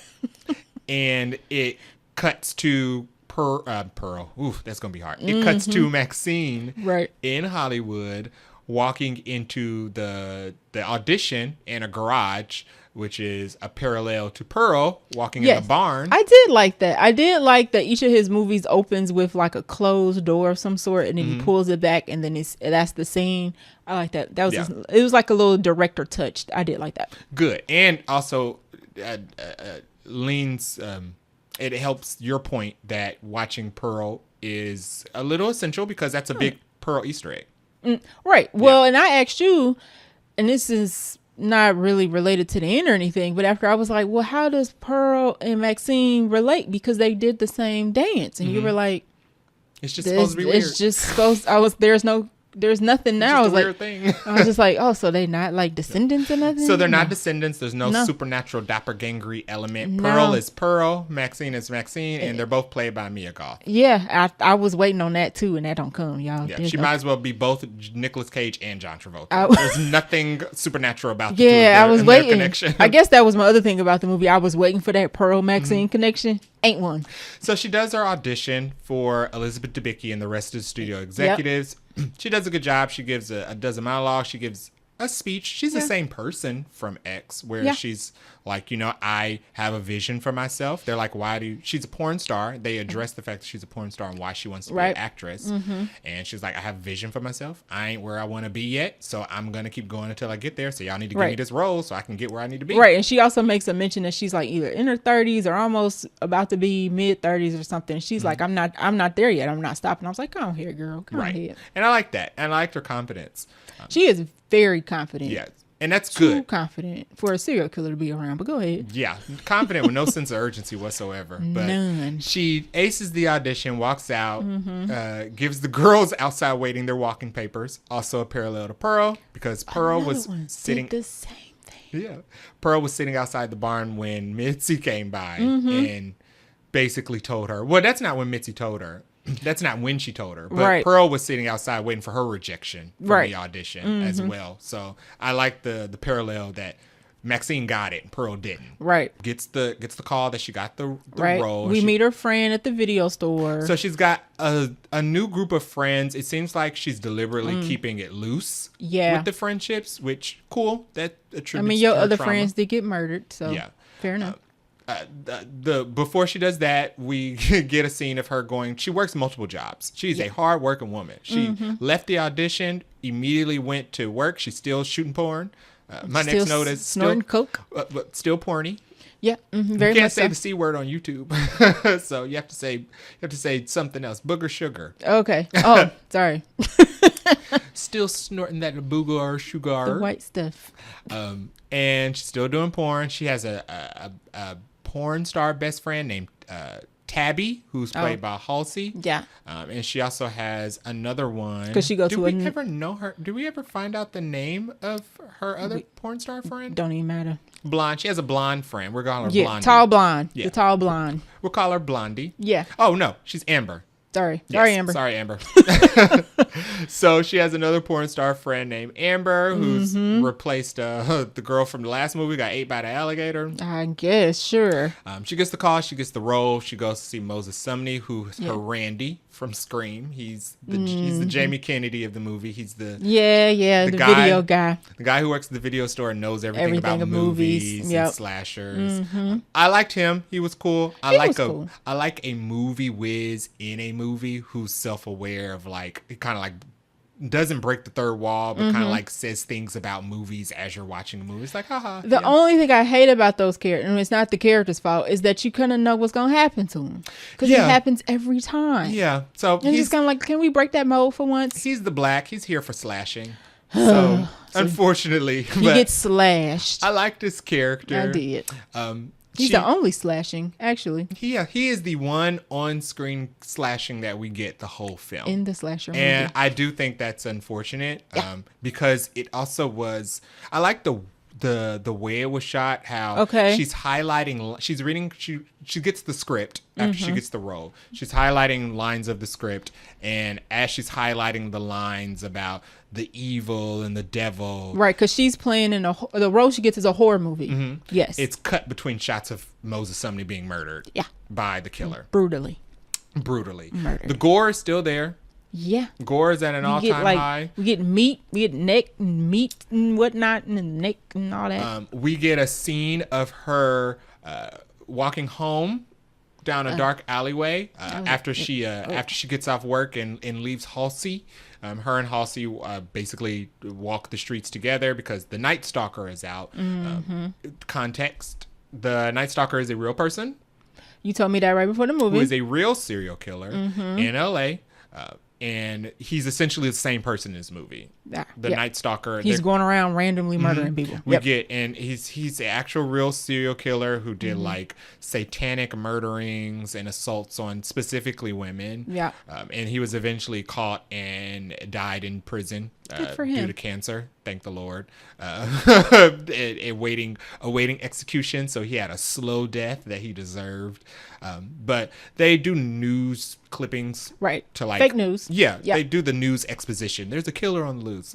We get a scene of her walking in an alleyway. She has a run-in with a predator. Okay, well, first of all, she walking with no care in the world. Once again, like MaXXXine. You are the survivor of a slasher. Could you not be walking like you have no place to be? Yeah. Anywho. I also wrote, one of my notes is that she broke the cardinal rule. Walking alone at night when there's a serial killer out? Well, that's the cardinal rule of common sense. Oh. I'm talking the cardinal rule of surviving a slasher. What's that? The cardinal rule of surviving a slasher is that you have to alert your new friend group that you are the survivor of a slasher. Because to know that they targeted. The sequel is always coming. The sequel is always coming. Because that means that the friends is the targets. I'd be like, ooh, girl, I don't know you. Say you don't know me. Say you don't know me. You have to tell, the number one rule of surviving a slasher is that you have to let people know if you're going to build another friend group or family. But you remember MaXXXine, she running away. She don't want nobody to know that she was in Texas at a barn. You don't get the privilege of wanting to, you know what, if that's the case, you got to go in seclusion. You got to, Sidney Prescott, when she was tired of her friends getting killed, she went and lived in the woods. MaXXXine is trying to be a movie star, and them don't go together. So it's not cool. I'm just saying, it's against the rules to not tell me that you are a survivor of a slasher, because I need to know if the killer is coming. We've established that MaXXXine only cares about herself. But she has a run-in with the predator, a rapist, in an alleyway. He tries to assault her at knife point. Love the fact that she pulled out the Thule. Love the fact that as she got dressed, when she was laying her clothes out, she laid the Thule out. She totes the gun with her. She traveled with protection, so I'll give her that. And she's fearless. Halsey tells her, don't walk alone. She has the fearlessness of a survivor of a slasher, because she doesn't care about walking in an alley, because she's packing the heat. She is packing the heat. And we get a really graphic scene of her mutilating his man parts. Yeah, like with her heel. Just imagine, heel, man parts, you get the point. Didn't feel bad for him. No. But did not need to see that. Could have missed it. Got what he deserved, though. What do you call it? The props people did a very good job depicting the man's stuff getting stumped on by a heel. I'll just leave it at that. Yikes. But didn't feel bad for him. He deserved it. Loved that for her. She got her moment. And didn't need to see it though. There was a lot of audible gasp in the audience for that. Yeah, everybody was like, "Oh!" I don't think anybody was quite prepared for that. No, I don't think we were. Well, because to set the scene and not to get it down to the details, she tells him to strip naked because obviously he was about to rape her. She's like, "Oh, I'm about to show you." So she tells him to strip down, and then he's like face down on the ground, and then she steps in the right spot.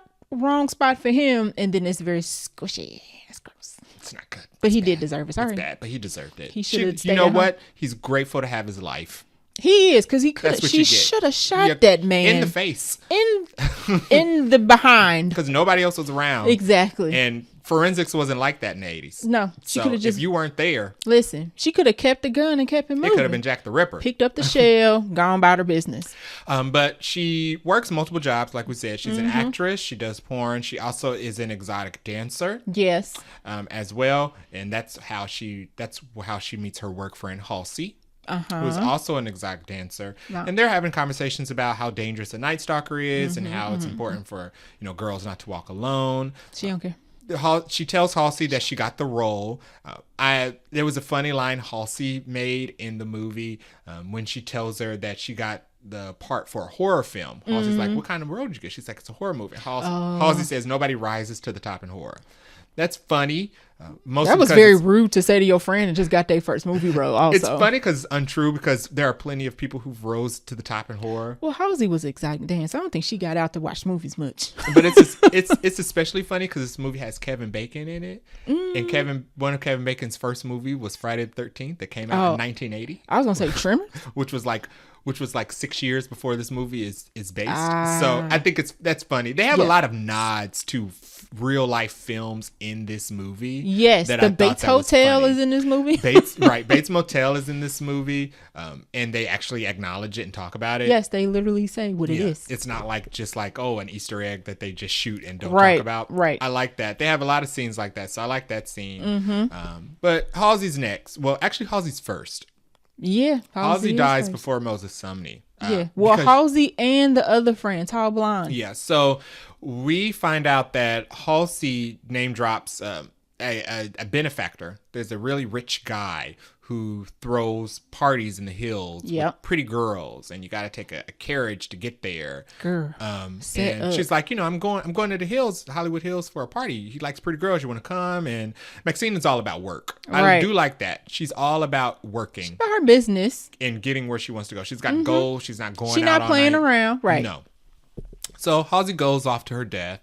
And dang, we find out that we don't know that yet, but yes, it's like 2 scenes later. Yeah, you're right. We find while Mia Goth is working one of her jobs, Halsey is being bound and gagged in a closet and beat up with Amber, the porn star friend. So it's very clear that there are people who are clearly connected to MaXXXine who are being targeted. They are purposely grabbing her people. And we get an off-screen death for the two of them. Yeah. Basically, we get a scene of a guy with a ponytail dragging her into a room. Them. Right. There's a bunch of goons that are like dragging the girls around, and there's a guy with the ponytail who's like recording them with the video camera. Right. And they open the door, and we don't really see who the killer is or what happens to him. We just get like a hand trying to choke, like squeezing her face, I think. Choppy shots of some screams. Yeah. And then it's pretty much left that interpretation that they're dead. They ain't because make it. A couple scenes later, we're introduced to their dead bodies. The detectives. Oh.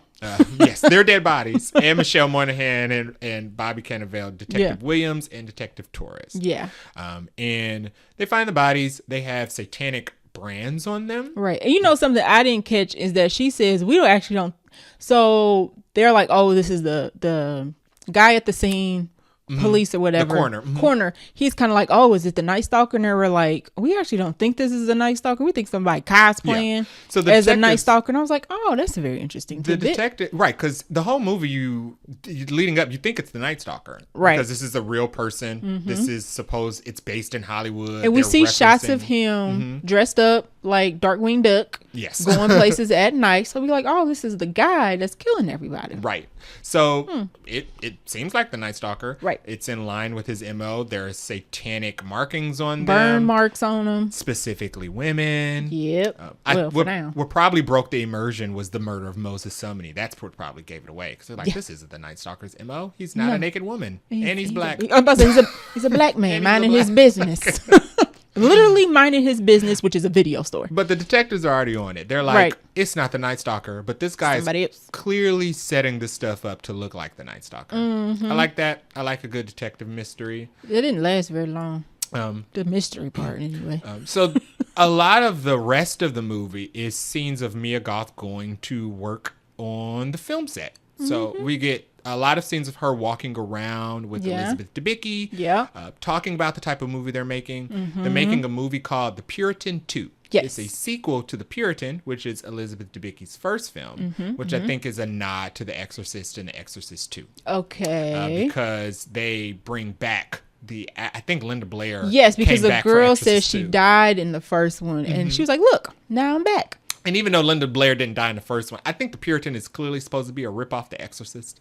It's given very old school horror vibes for sure. I mean, there's not that many. It's niche. No, and it's got like satanic elements and all that. So yes, and that was the thing back then, was doing the religious horror. Yeah. And they had the protesters standing. They got protesters outside through the whole movie. They're outside of the studio protesting. Another note I had: all the dudes are creepy. All the dudes are very gross, like normal, not her best friend, are gross in this movie because she's, she'll roll up to the studio in her car, like, it's a studio, so it's barricaded. She's like, oh, I'm MaXXXine Minx, to the security guard. And he's like, oh, I know who you are. Yeah. Come right on in. And then there's another guy she runs into, I don't even know where. The guys recognize her because she is a porn star. And they make it obvious that they recognize her because she's a porn star. And it's gross. I like the fact that they touched on this. If you go back to X, when they're having the conversation about being able to still have love and work in the porn industry, the director guy says, he says, home video isn't a thing yet. It's still it's still the late 70s. He's like, in order to watch adult films, you have to go to the theater, and people are very embarrassed about going to see adult films in theaters. So he's like, when VHS comes out, our industry's going to blow up, and MaXXXine wants to be famous. So she ended up getting the fame, but it's not the fame that she wanted. Via VHS. And everybody's gross. Everybody's watching her. Like the guy on the set, I'm like, come on. Now, we co-workers at this point. I'm going to need you not to be talking about my porn job. So, like, I'm at a new job, not that old job. The director's assistant is creepy. The guy who works the gate is creepy. Creep. So Kevin Bacon is creepy, but he's not creepy for that reason. Yeah. Thankfully, they didn't make Kevin Bacon a gross freak. So while she's on the set, she gets a note from Kevin Bacon to tell her to meet her at a supper club, basically in the penthouse of some, I think it's like a hotel or an office building or something. Yes. Somewhere. She goes up there and he introduces himself. He's a sleazy private PI who has been hired by some mysterious person who they let on very early on that the person that hired him is the killer.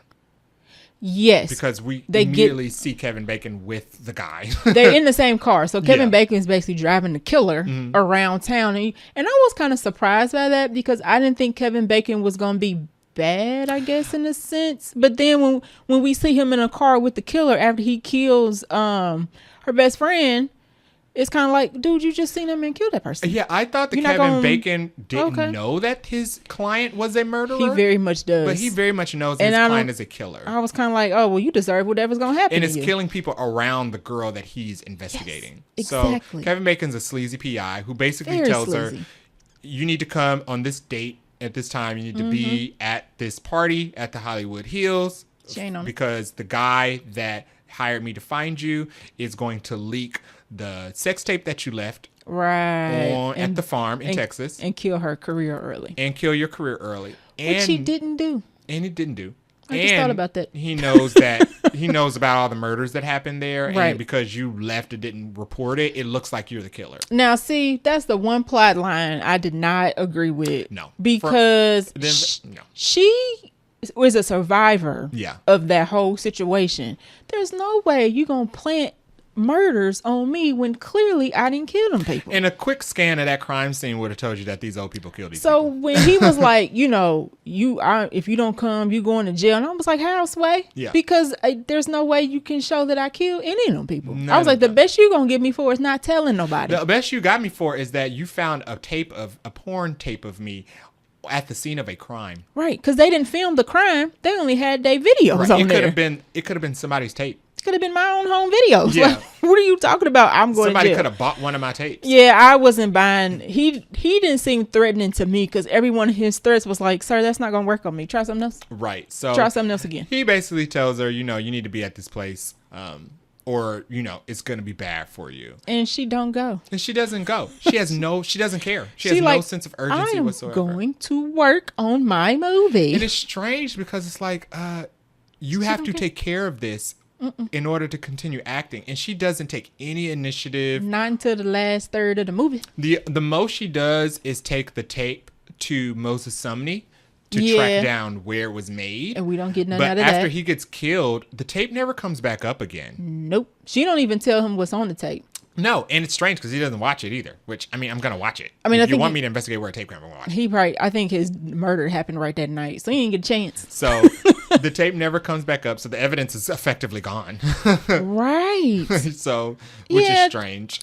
Kevin Bacon his acting wasn't bad in this. I feel like his detective role was just kind of like, you sleazy and you deserved whatever's going to happen to you. Right.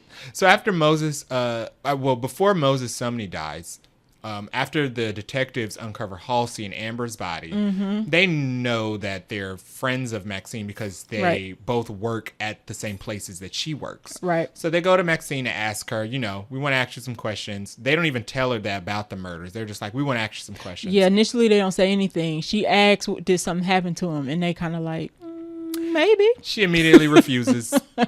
She immediately refuses to speak to them. She says, I don't talk to cops. And because she decides not to cooperate with the cops and take any type of initiative by the fact that there's a killer out there, Moses Sumney dies. Is that what you think? I think he died because she didn't take any initiative to try to find out who the killer was. You think he wasn't going to get it anyway? Like, they wasn't going to catch the killer in that short amount of time. If they had made her aware of the fact that two of her friends had been killed, she would have been able to pick up on the pattern of, okay, this is happening again. Well, they also don't. I get, you know what? I said that she didn't go back to that address that Kevin Bacon gave her and nothing happened.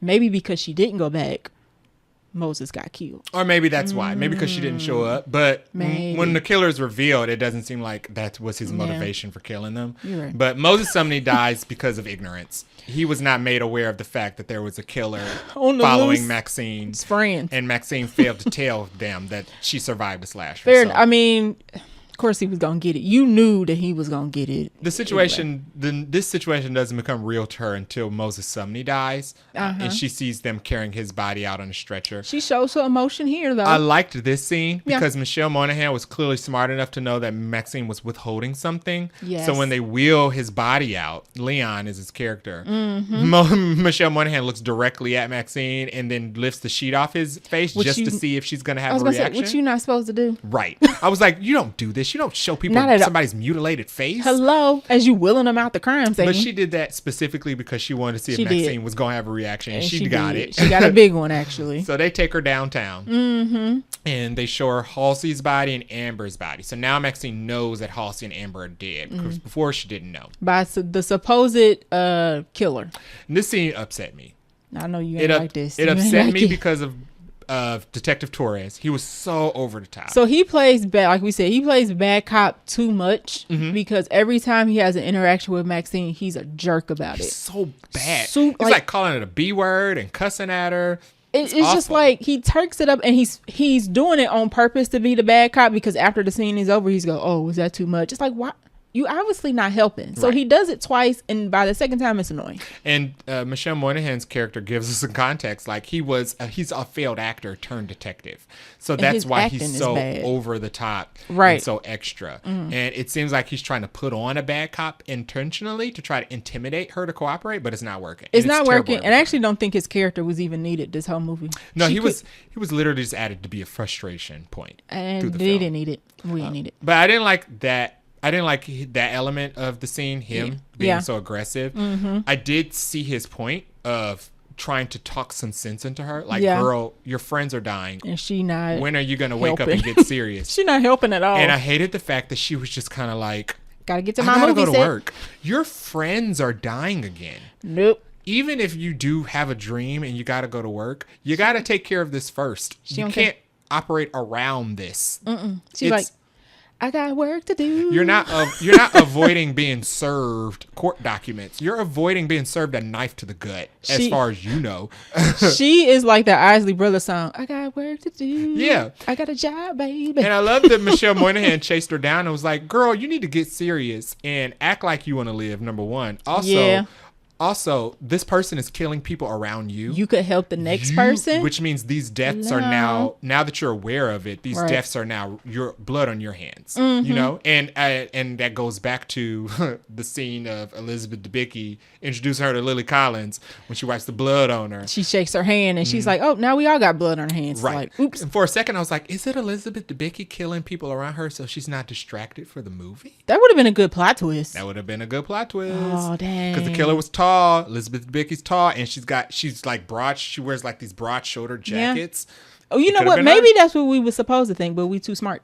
Too bad. But I also will say that in this movie, they kept doing a callback to MaXXXine killing Pearl in the previous movie. Like she was having some sort of like psychological breakdown about it. Like she was feeling bad, and I was kind of like, for what? Yeah. Why is she the lady was gonna kill her and has killed her friends? Like, why are we having anxiety attacks about running that lady over with a car? I'm completely of the mindset of kill the killer dead until he can't be killed anymore, to make sure they can't come back. Smash her skull clean. Somebody on Twitter did make a point that sometimes you want to defend yourself without knowing what it's like to take a life. So fine, maybe you don't. She was supposed to rat poison her and take all day. Some people just want to. Some people want to stab their attacker and run. Not everybody wants to feel the feeling of a soul leaving their hands. I need you to be dead. Not everybody likes that. So fine. After all that they were doing, needed to be dead. I'll give her that she's traumatized. Not everybody wants to feel the sensation of taking a life. They kept showing flashbacks of her killing Pearl and then show no flashbacks of her losing her friends. Because she didn't care about anybody. She doesn't care about anybody but herself. She at least... Oh, okay, whatever. But next, Michelle Monaghan chases her down and is like, girl, these deaths are now your responsibility because they're targeting people around you and probably trying to get to you. So you should have some type of sense of self-awareness and self-preservation. She ain't there yet. MaXXXine has the worst line anybody has ever said on film ever. Which is, maybe the next girl should help herself. Instantly made her an unlikable character. That line didn't make no sense. Like, how would the girl know if she don't know she a victim? Instantly, number one, it makes you an awful final girl. How does she know? I don't think she's a final girl anymore. And I'll get to why I don't think she's a final girl later. Okay. But it makes her an awful final girl.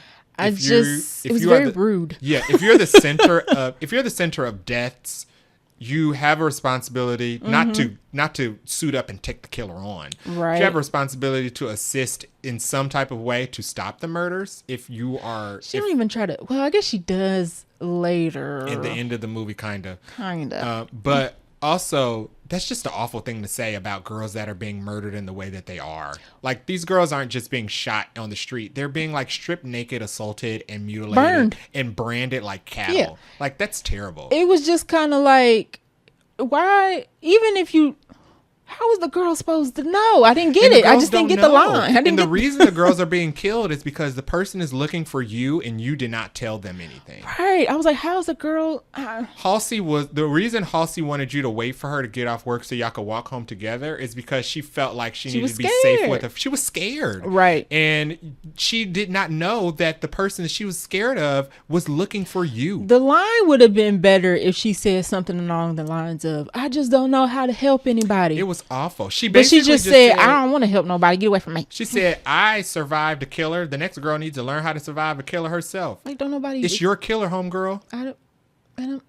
And maybe I don't... Terrible, awful thing to say. The line was not... And they wrote it to where it was supposed to pack a punch, and it was just kind of like, somebody need to punch you in the face. Right. It was kind of like, ew. It was icky. Let me smack you upside the head a couple times. Unfortunately, that made MaXXXine unlikable after that.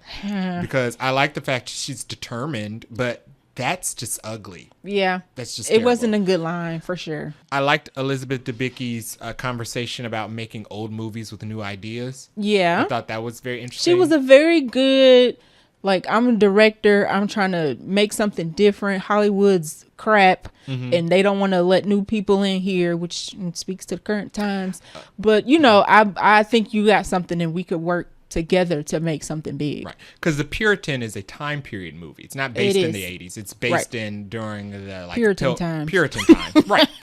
And this movie is based in the 80s. So it's funny because she said, I want to make a good old movie with new ideas. I'm like, haha, this is it. There's like 3 of these. Right. So tie back to himself, maybe. And then we get our next scene. Which scene is this? Kevin Bacon running around the set? 2 scenes. Okay. We get 3 scenes. Wow. So she's fed up Yeah. with Kevin Bacon stalking her and not telling her who her client is. I kind of like this scene. So I like the scene too. Yeah. So while she's driving home, it seems like she notices that Kevin Bacon is in the car behind her, following her, and also filming her with a camera, like super creepy.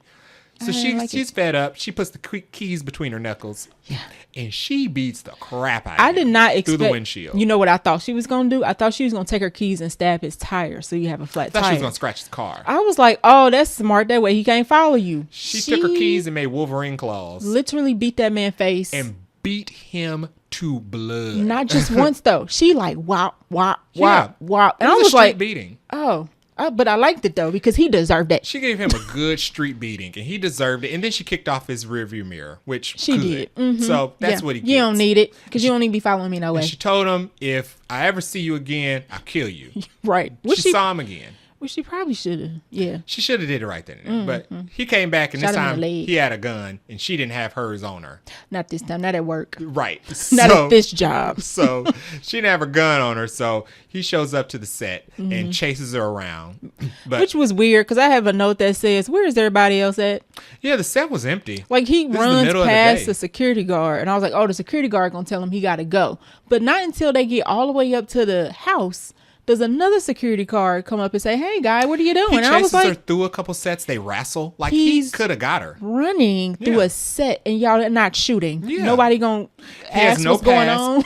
She's the hired actress. She's the star of this film. You can identify. If I see Scarlett Johansson running past me from some deranged man, I'm going to be like, hey, somebody get security. Right. And nobody said action. I'd be like, Scarlett's under attack. ScarJo needs some help, guys. Right. What's going on?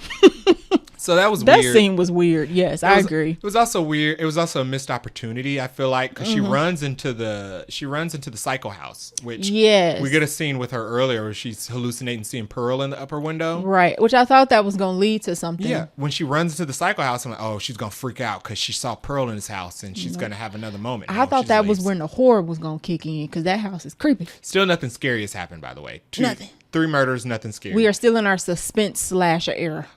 So this scene doesn't amount to anything. He gets caught and escorted off the set. Yep. And then I think she leaves, and this is when we get the scene of her saying, Elizabeth Debicki telling her, you need to pull it together and squash whatever's happening. Well, before we get that, we get our first scene with Giancarlo. Oh. Because we haven't seen him yet. So he didn't show up before then? She called him on the phone, but we didn't see him. Okay. But she goes to Giancarlo. And she lets him know. She lets him know about what happened in the previous film X, about her friends being killed in Texas. And they literally cut that scene.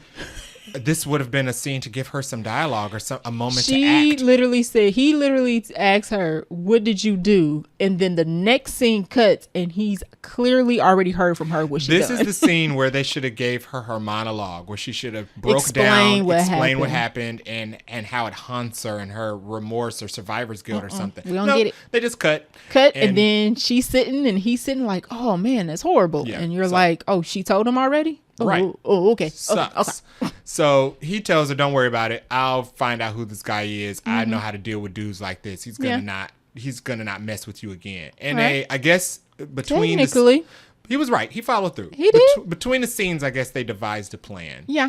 And Mia Goth goes to a nightclub. She knows that Kevin Bacon's tailing her. Right. She dances provocatively, attracts his attention, and leads him to the bathroom. Dirtiest bathroom I've ever seen in the history of the world. Yeah. Who poops around the rim of the seat? And spreads it. In the women's restroom at that. Like, I expect those type of shenanigans from dudes. Sir. But, wow. Sir, you ain't been women's restrooms are that bad? You ain't been to a women's bathroom in no club before. They get pretty bad. You just be like, you know what? Actually, I decided I don't need to use the bathroom. Amazing. Poop on the walls is egregious. I hope whoever did that immediately went home. Like, you can't do that and then go back to dancing. That's awful. If they on that booger sugar, they don't care. So she leads him to the bathroom, but it was a ruse because Right. she ended up climbing out of a window. Ugh. So he Nasty. chases her around the building where Giancarlo Esposito and Mia Goth are waiting for him. Mm-hmm. And another guy A goon. knocks him out, a goon who works at, I assume he works for Giancarlo Esposito. That's what I took it as. As Yeah. one of his hired goons. Yeah. Knocks out Kevin Bacon. And that was funny. We got an audible gasp from that because he like knocked him off of a loading platform. Yes. And he like landed face first on the concrete. Right. So he comes off the ledge and goes bloop. So they face clearly, down. they had to use a dummy for that. Like that couldn't have been an actual human being person who was alive. Unless after it was that. like a pad or, you know, like a pad or whatever you do when you like go skydiving. Mm-hmm. Unless it was that and then they like pulled it out or something. Some little movie magic there. I don't know. So after they knock him out, they chain him to the inside of his car and they kill Kevin Bacon. My next note is, oh my God, they killed Kevin. I'm not surprised Kevin died, but like you said, it was a little anticlimactic. I'm not surprised he died, but the way he died was, He's chained into the car like steering wheel, and he's in one of those car crushers. They put his car in the car crusher, so you know them things that crush a car, duh. And we think, or I think we both thought that they were going to try to interrogate Kevin Bacon. This is the interrogation to be scene. like, yo, who do you work for? You know, where's We're he gonna at? inch this press Why down are you closer looking and for closer. Maxine? What? And they don't. They literally tell that man, you should have been messing with us or messing with Maxine, and this is your last day. And he's begging like, oh, I'll pay you. You know, let me know. We can work You're this out. gonna need me to take him down. They don't even ask him a question, y'all. They don't bother to say, what's your first last name? What's your mama name? Where you been staying at? Nothing. They crush him and the car oozes blood and guts and pieces. And then they let the dogs that's with the goon guy, The Dobermans, lick it up. Go eat it off the ground. And that's the end of Kevin. They asked this man. Nothing. He is not the killer. Zero. He works for the killer, who is still a mystery.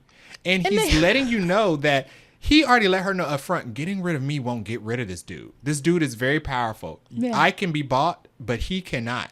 And instead of trying to find out who the killer is, they kill him and ask him nothing. They ask him Well, at this point, stupid. they don't even know that he's associated with the killer. They just know he has a client that's looking for Maxine. That's going to ruin her career. That's going right. So we ain't even got the killer. Now you would think if they knew he was a killer, they'd be a little more like, "Hey, yo, who you got out here that's killing people?" Who has evidence that could pin a murder on her? Several murders, serial murders on her. Literally crush that man. Don't ask no questions. And then they looked all pleased with themselves, like, "We did it, guys. We killed the PI who could have told us some answers." That goes back to. Let's go back to work. I think that there's poor writing in this. Poor writing. That was that was an awfully written scene. And I think it was supposed to be written as Maxine's tough moment. Like this is her earlier in the film. Elizabeth Debicki asked her, "I need somebody who's ruthless and willing to do whatever it takes to get this done." And she asks Maxine, she's like, "Are you ruthless?" And Maxine is like, "Yes, I'm ruthless." And I think she says, "Yes, ma'am." This is supposed right. Really boo.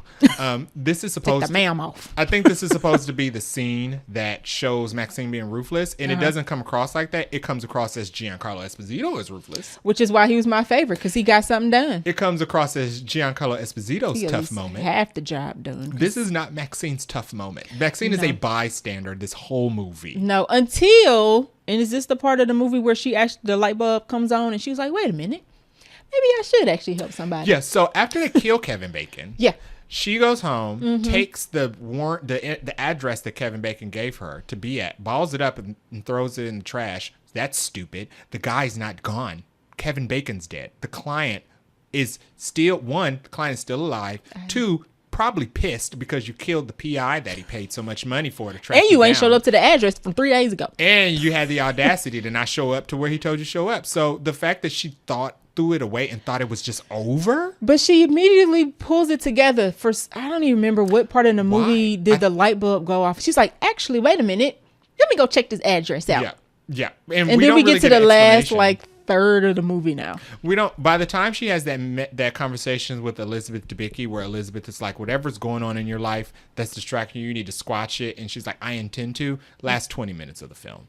Yeah, because this is where we get Kevin Bacon dying, and then we get to, she's actually kind of like, "I'm gonna go to this address and find out what's going on," and we're kind of like, "Sure, girl, why not?" Because what happens is, what's her name, Lily Collins. tells her, oh, I'm about to go up to this penthouse where some out-of-town producers invited me. Same thing Halsey said. And then she's like, oh, wait a second. Lily about to die. So let me go try to help Lily. So she goes back up to the house. The cops are actually following her. So they follow her up to the house, but they hang back, as cops are supposed to do. She gets up to the house. It's like a long scene of her getting in and drawing a gun out. She opens up the door, and we immediately find out that, surprise, surprise, it's her daddy. And before she opens up the door, we can hear the tape that they were playing, the recording from the opening which scene really of the movie. tells you it's her daddy. It's like, girl, hurry up and open this door so you can say hi to your daddy. You don't run up these stairs at a light jog, please. You know who this is. So we found out it's her dad, and then her dad is kind of like, I've come to save you, and you're wicked, and the Lord hates wicked people, and Hollywood is satanic. He's crazy. Yummy, yummy, yummy. He's a Christian murderer. He's in a cult. Jim Jones. He's basically Jim Jones. He's a Christian murderer who has a cult of followers. Who wants to make a movie about saving her. Who's also a televangelist. Who wants to make a televangelist, who wants to make the first televised exorcism. There it is. He thinks she's possessed by the devil. So he's got her tied up to a tree so he can exorcise the demon. And before he ties her up to a tree, he almost knocks her down the stairs where she knocks over a suitcase, and it reveals Lily Collins' chopped up body. Body parts. Because once again, MaXXXine has flopped at being a final girl. Ain't save her. MaXXXine sucks Ain't as save a final girl. Lily, and she been dead. Ain't like she just died 5 minutes ago. Dead, chopped up, and dried up. Right. Coagulated and everything. In a suitcase chilling because MaXXXine decided to go kill the PI instead of going to the address. Exactly. Hello. So she gets plastic bagged until she passes out, and he ties her up like you said. And then we get this. I didn't even really like this whole scene of like Terrible. She's tied up. He's trying to film his exorcism. It's too long. The cops show up and he's got like goons. So he got Christian goons. I don't know, Christian, Catholic, whatever.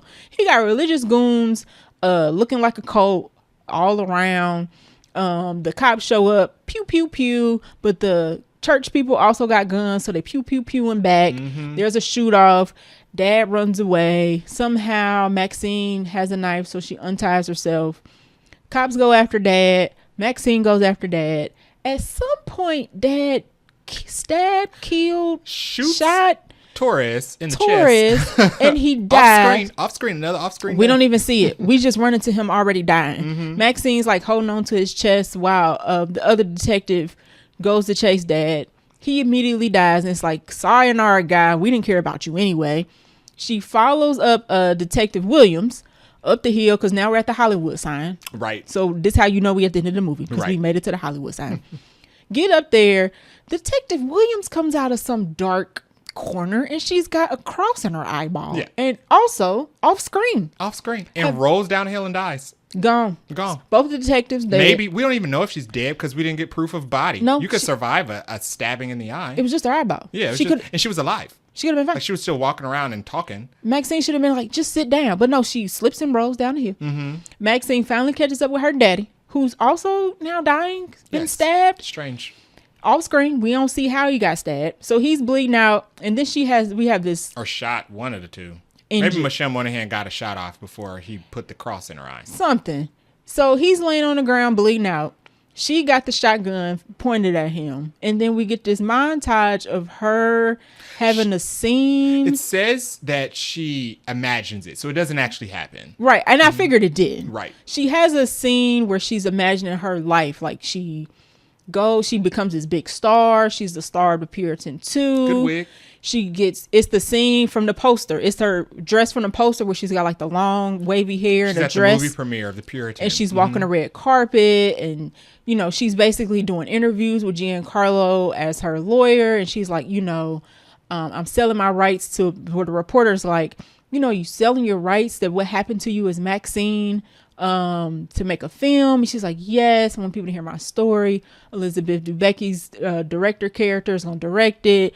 And then we snap out of it and realize none of this is actually happening. She's still standing over her dying daddy. She's still standing over her dying daddy with a shotgun.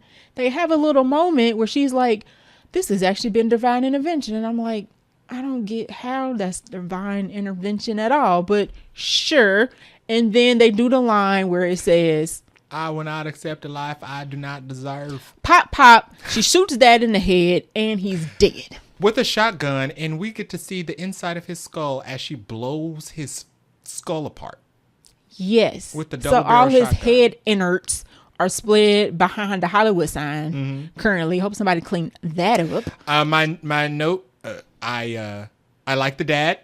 Sure. How outlandish he is and over the top. He reminds me of Nancy Loomis from Scream 2. He plays a good cult leader. Yeah, I give crazy. him that. He's nuts. He's not in the movie, but 3 minutes. And it's super campy. He's got this weird tan that's only his face, and it like cuts off at his jawline where he's white, but his face is orange. Orange. Yeah, it's very strange. Just very strange. It's good. It's good, crazy makeup, though. I give it that. Yeah. But so she kills her dad. And we do a time jump. We do a time jump. So I was thinking she gonna kill her dad and go to jail. Right, because the police showed up. Right, because the police are in a helicopter, and it's the scene from the trailer where you see her, the vantage point of the helicopter looking down on her, telling her to drop the gun. I thought they were gonna send her back to jail for killing her daddy. Surprise, surprise. She don't go to jail. No. I guess she must explain her way out of it, which fine, whatever, because technically he was Technically, she hasn't done anything wrong. She killed a murderer. Still a victim. Right. She killed a murderer. And she takes the role of Lily Collins in Imperatus 2. But she, at this point, we don't have that scene of her being like this huge movie star. We just see her getting one more role up. She gets a promotion, and now she gets to be Lily Collins in the film versus being, I guess she was like the satanic villain in the film. So MaXXXine makes it to a good role, a lead role in the movie. And she's beginning her serious acting career. Right. And then that's kind of how the movie basically ends. And we get the traditional credit sequence of the credits rolling over a weird shot. Yeah. And it was Pearl crying and smiling hysterically at the camera. Yeah. And this, it was just a prop of her head. Of a fake head, chopped off Mia Goth head that they had made in molding as the credits rolled. That was a nice little touch. Yeah, that was cool. But the end of the movie, essentially, MaXXXine gets her big break. And I like that ending. She was a victim. She didn't do anything wrong by surviving the slasher. I like the ending of she finally gets a break. And she made it to where she wanted to be. She worked very hard at being an actor. She did. It's the only thing she seemed to care about. And she got there. She got it. So that was a good wrap up of the trilogy. Now, the movie overall, meh. As a finale, I do think that this is a dud. Yeah. Especially when it's following X and Pearl. I don't think following X and Pearl did this movie any justice. Agree. Is there anything we could change if we could? I would have more slashing. Yes, I would definitely add more slashing. Yeah. I would have wrote lines for Mia Goth to say. Okay. More Mia Goth dialogue. More Mia Goth dialogue. Okay. I'm in a weird place with this movie. I think it's the weakest of the trilogy. Okay. And it's not terrible. Okay. And I'm also stuck in between. I honestly kind of rather they just not had made this movie. Because I wish they would have took more time making it, I think. The way X ended, I was fine with the fact that she lived and she drove off in the sunset. I'm okay with that type of ending for a character. But I like the fact that they set it up to like, oh, what happened to her next? Right. Because then we get to see that she actually did make it, but it was kind of like, you continued it, but you didn't make something. They continued it, but it didn't feel as good. And if it doesn't feel as good following behind those two movies, it kind of feels wasteful. I don't want to call art wasteful because it's art. All films are art, and they worked hard on it, but it just it wasn't as strong. There wasn't enough meat on the bones, as I like to say, for me, for this movie. Okay, so what we liked about it, is there anything else that you liked about it specifically that you want to shout out? I like that it was concise. Like the runtime was actually good. They didn't stuff this movie with unnecessary things. No, it definitely stands with the rest of the films. It just stands in third place. Okay. I'll say that. Bronze medal. Is still, hey, you get a medal with bronze. Still placement. Yeah. Who would like this movie? If you like the other two films, you might as well just finish it off. I don't know why you wouldn't. I think you'll like this movie. Yeah. If you like the other two films, well, I don't know. I like the other two films, and I didn't particularly like this one. Temper your expectations. I would say that. Coming from somebody who just watched the last two movies, I think you would just want to reach the end. Like you would want to know how it ends. It's a bummer for me because you've seen these, and you were like, you gotta watch. I'm a fan of Mia Goth. Yeah. I think she does great horror, and she's a really, really good actress. I liked the X. I liked Pearl. Yeah. I liked them so much I convinced you to watch them. And I was like, I feel bad. Horror movie. I feel bad because I got you onto these movies that you otherwise probably wouldn't have cared about, and then it ends on a stinker. No. So, I mean, I kept looking over to the movies like, this is my fault. But you know what? The fact that this movie was not super long, and because I knew what to expect though. Like I knew it wasn't gonna pop off at the very beginning. It wasn't scary. It wasn't scary, thank God. And it was okay. I mean, it was okay. I didn't go out the theater and go, can I please have my $11.50 back? I don't think this is a bad movie. I'm not mad, I'm disappointed. I'm That's disappointed fair. because I feel like there was a lot of potential here and it just didn't come through. So maybe the next movie he makes with the male. And that's my last note, which is I think this is gonna hurt the Zac Efron movie. I will say I'm not interested. I think that I'm okay. And specifically because the Zac Efron movie that he's making is an 80s slasher. It's supposed to be an 80s slasher where Zac Efron is taking on a serial killer who's killing a bunch of people in the 80s. I'm going to have to see some reviews. And first. I think that if this is going to be an indication of what it is, I think this is going to hurt that movie. He might take some. He's going to have to do some extra marketing. Or some constructive criticism about MaXXXine and apply it to the next movie. Maybe another writer. Oh. He can direct. I think he did a great job directing this. I do think this needs a different writer. It wouldn't be bad. It's not a bad idea. Next one needs another writer. And that way, instead of splitting his energy between directing and writing, he could direct something really great and let somebody else worry about that. It's kind of how Heart of Day Fall and Book of Clarence was, where I loved Heart of Day Fall, but he had a different writer. In Book of Clarence, I think he wrote it and directed, James Samuel. And I was a little disappointed by Book of Clarence. Yeah, so I would like to... You ain't got to do it all. Yeah. I would like to see Akilah Cooper. Okay. As the writer. If we're talking about camp, fun, 80s slasher, give it to her. Okay. She's at Blumhouse. Knock on the door like, hey, you busy? Just go next door and knock on the door and just say, hey. I got a favor. Jason Blum likes A24. You should come over and write this movie for us. A24 got money now. I can pay you. Favorite line or scene? My favorite. Ooh, you go first. I say my favorite line and scene would probably be her conversation with Lily Collins, she has a conversation with Lily Collins, who's a working actress. Yeah. And she's kind of giving Mia Goth's character some advice. Yeah. And she's like, I know it's scary getting into the business like this, but all you have to do is just like not take it too seriously. Yeah. And just focus on the role and read the lines and do it well and trust Elizabeth Debicki because she'll really take good care of you. And she's like, I'm an actress. I'm not an A-list star. I'm not at the top. But she said, you know what? My insurance isn't lapsing. And I was like, hey. And there was applause in the audience for that. Which shows you the state of Hollywood right now. Right. I will state of then and now. Right. Technically. I would say my favorite, I hate to say the scene where Kevin Bacon got squished, but it was so kind of like. It was shocking. Are you actually going to squish that man? I thought they were going to ask him who he was working for. Y'all are going all the way. I don't know. Kevin Bacon getting squished unexpectedly is my favorite, only because I didn't think they was actually going to do it. And it was the one scene where somebody actually did something for the greater good. If the whole time the henchman is telling you, I'm the henchman and my boss is stronger, you find out who the boss is before you kill the henchman, and you definitely don't kill the henchman and then just go to sleep. It was so over the top too, because blood don't ooze out or nothing like that. But I was like, why is blood pouring like it's it was like a balloon. Olive oil? Right. It was right. It's just crazy. It was just watery. It was. Okay, so for horror, I usually like to do best jump scare, but there wasn't one. Is there a best kill? We only technically saw one. I didn't mind. Bacon. I like the fact that she blew her daddy head off.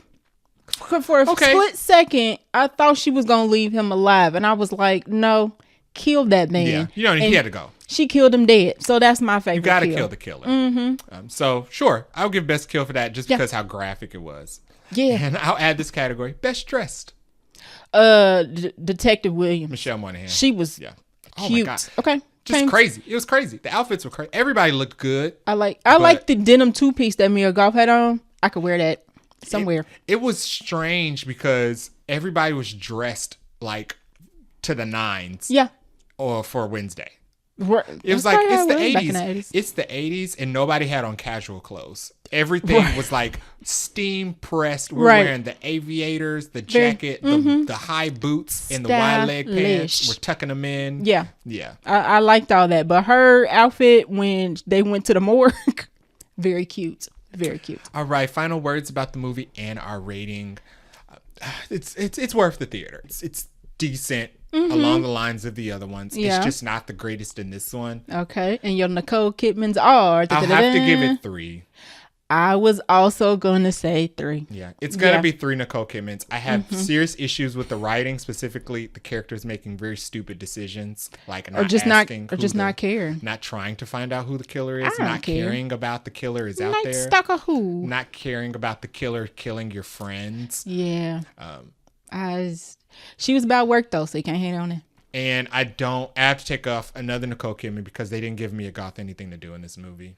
I would take 1 off for the fact that there was not enough slashes in the slashing. And no slashings. And I would take another 1 off because, like you said, she ain't really doing anything. The only reason I wanted to see this one is because Mia Goth, I thought she was gonna be tearing it up. She's the star. She's the only person from the previous films. Right. So she's the big draw.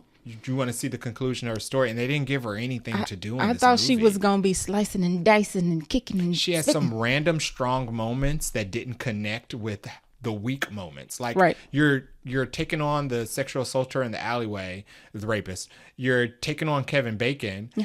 And then you're also running away from Kevin Bacon. And then you don't care about a killer chasing you. And then you're afraid of taking on your daddy. It's weird. I guess I also didn't like the fact that she didn't seem to catch on the fact that it was her daddy at all until she showed up. And it was like, it's written in the stars. Ma'am, there was a picture of you when you was young in an envelope. And you made a point where when you ran away, you know he wasn't dead and you know he's crazy. So how you left? Right, you left.